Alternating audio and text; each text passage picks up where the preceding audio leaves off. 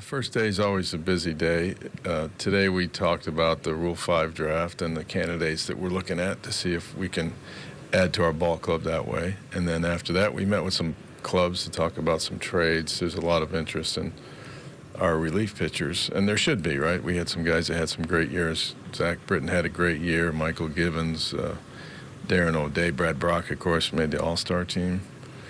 And then we met with some agents. We're trying to bolster our catching as well as our outfield and improve our outfield defense along the way.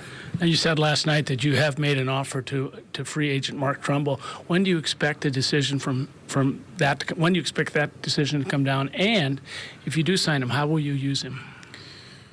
Well, you know, that qualifying offer is still in place in this year's market. Even though there's a new collective bargaining agreement, the qualifying offer that has been in the marketplace for the last couple of years is still in place. So it'll be interesting to see how that plays out in this market, because there's a number of hitters that have the qualifying offer attached to them. Encarnacion and Batista, who are with Toronto, and of course Mark Trumbo.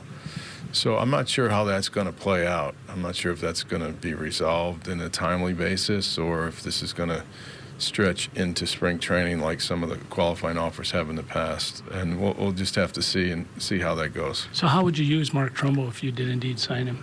Well, I don't think it's kosher for me to talk about players that are free agents that are out there. All right. Mark Trumbo did a nice job for the club. He did excellent work as a hitter and had a great year.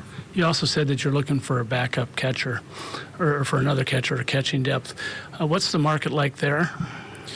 Well, the catching, we have Chance Cisco, who's coming up from Double-A. He's got a good bat. We got Caleb Joseph, who would like to return to a productive offensive role with the club. He handles the pitchers good. And then we got Francisco Pena.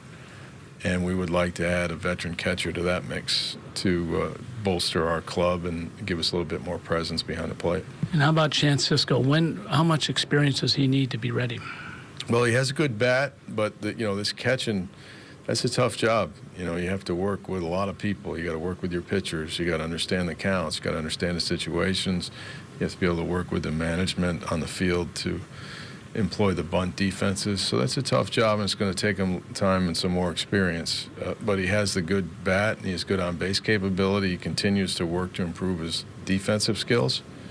So that really depends upon how he continues to develop as a catcher. But we certainly like him, and the other clubs like him.